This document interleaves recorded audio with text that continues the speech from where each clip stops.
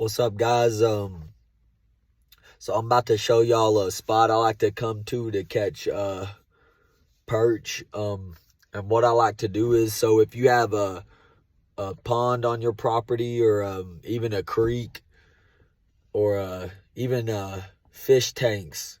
If you have fish tanks or a big deep freezer that's old and you don't use no more, anything you can use to keep bait in, you can put your perch in it and potentially breed them. There's a little pond out on our homestead, fortunately enough. So I like to catch perch, and I like to put the perch in the pond. That way they can breed out there, and the pond will get full of perch. And this is a good tactic to use because for future situations, it can be a fallback plan. If when shit does pop off, or there's shortage on food supplies, or even a SHTF situation, which is very probable in the near future. And I like to use these fallback plans just in case for any type of emergency situation. You can catch the perch out of your pond, or take them out of your tank, or your whether you use a tub, a hot tub, like a big hot tub type of deal, or a little small pool. You can use anything for a bait tank, and you can have a fallback source. You can even put catfish in your pond.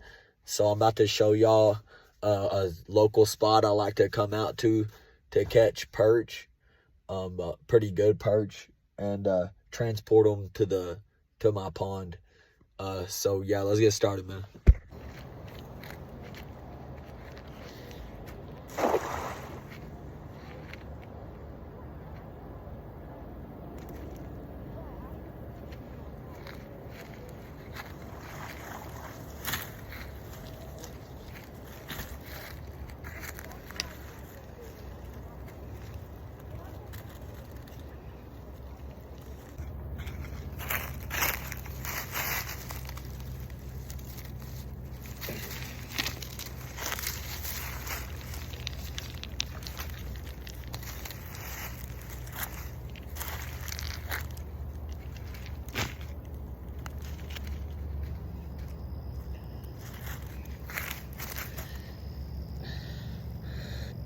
Perfect pond size. So we're gonna get these on a bubbler.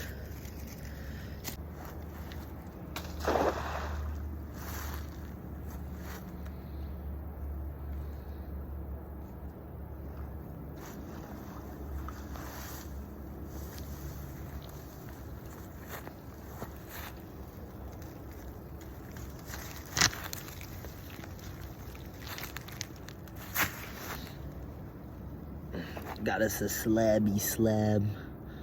That's why they call me the slab master right there. Perfect live bait size too. I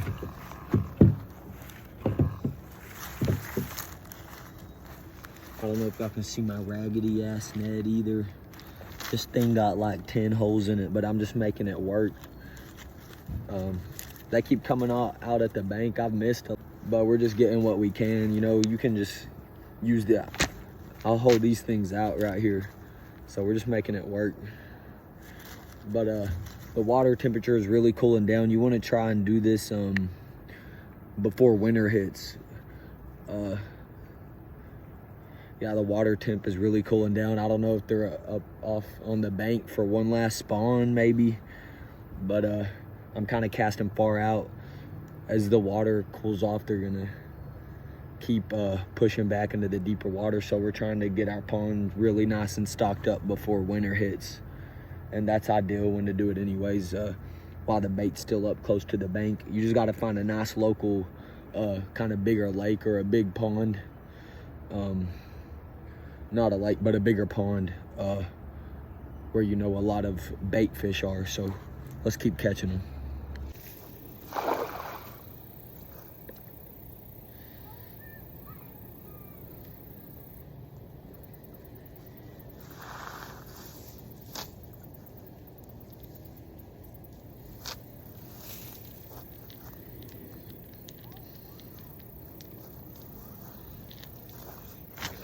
Gonna move down the ways.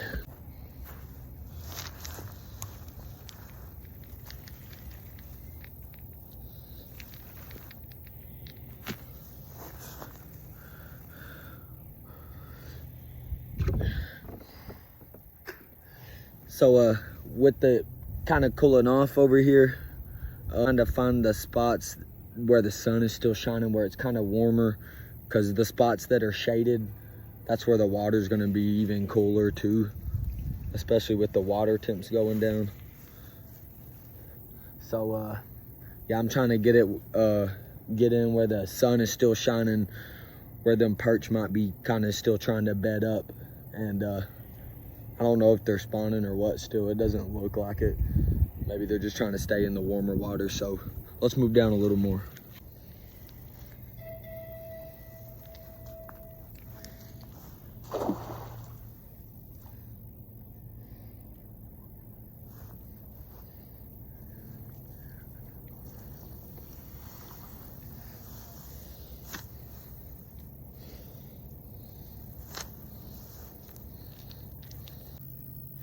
A decent one. I ain't really catching them in schools or by the group, just kind of one or two here and there, but that's better than nothing this time of year. Usually in November over here, the perch have all backed off into the deep, so this is good.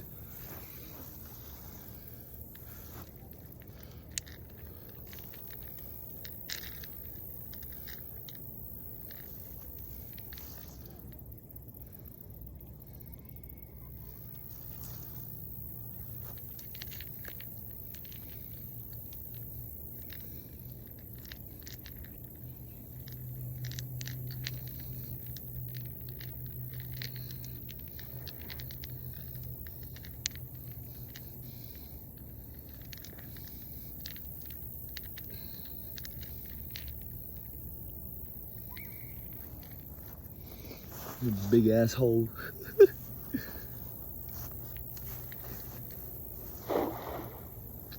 Throwing them pancakes, baby.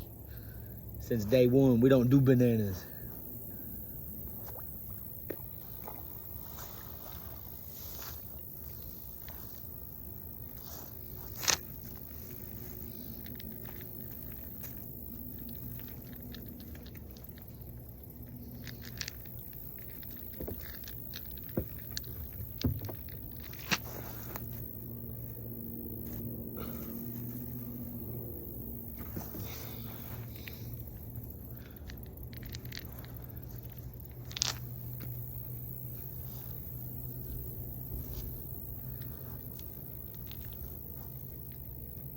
All right, my people. So we didn't get a lot, but this is good for this time of year around here. You got to take what you can get, you know, especially when it starts cooling off. So generally, I keep a couple bubblers on me, and or I always keep a bubbler on me, and generally I put a bubbler on my bait to keep it alive. And I always keep a bucket, a cast net, maybe an extra bucket here, obviously, and then a cooler I keep with extra supplies and stuff like line and tackle, and then my bubblers, of course, to keep them out of the weather. But as it cools off, you don't always necessarily need a bubbler, because they stay alive way longer in the cooler temp water in your bucket. It's still good to keep them on there, but they'll live for a very long time without a bubbler in the cooler water temp. Yeah, and that's pretty kind of cold, actually. So let's go throw these in the pond, guys. All right, here's our little pond out here on my father's childhood homestead that I'm trying to clear out right now. So as you can see, it ain't a crazy large pond, but I put a lot of blue catfish out here. I've put a lot of crappie, and I've even put some flathead catfish. So it's not a crazy big pond. At the height it's at, yeah, the water goes right back there. I don't know if you can see. It's not too low, not too high. Usually it comes up to right up here. It gets pretty high. It comes up all the way to the dock, so it's a few feet low. We haven't had a nice steady rain over here in a while, but this a size like this is perfect, ideal for perch and crappie, and maybe even shad. I want to put some shad out here, guys. I might make a video on that next. So let's go ahead and release the perch.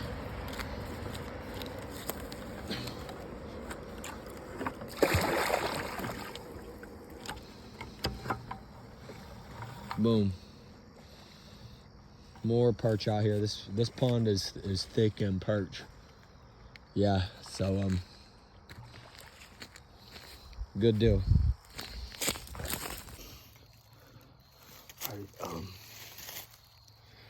so if y'all enjoyed the video, y'all definitely give it a like and subscribe to my channel. So you know, things like that are going to be important in the near future. Knowing how to catch bait and where to catch it and where to stock it. Because the way that the world is going right now, people are going to have to know how to do these types of things, and how to, I believe we're going to have to know how to eventually, we're going to have to know how to live off of our own food and how to gather our own food. So, you know, having a fallback plan like that is going to be essential and very important. Just the way our economy is looking, even if we're not talking about a SHTF type of event, just as something such as a food shortage happens, even natural disasters or calamities, whatever your reason is, even if you just want to make memories with your family, with your son, your children, with your children in your little pond, you know, even if it's something like that, and you want to make those memories with your child, you know, stock your pond up with perch and perch fish with your family. Have fun. That way you can have that, you know, as an activity, and to teach your children how to perch fish or fish for panfish, and even clean and cook. And at the same time, you'll have a backup source of food for when things go crazy, or and shit pops off, you know, or there's not a lot of food around, you know, or you know, the economy collapses, something big happens, fucking war pops off even. I mean, you just never know the state of the world we're living in, the economy, you know, and the tension worldwide, and the state that our country is in, you know. So yeah, this is just something I like to do, and it keeps you active, and you'll be prepared for whatever scenario may happen. So I'm out here in the national forest. That's why I'm keeping my voice known, even though I'm not far off the road. So y'all take it easy, and don't forget to like if you enjoy this type of content, and we'll keep it coming. And until next time.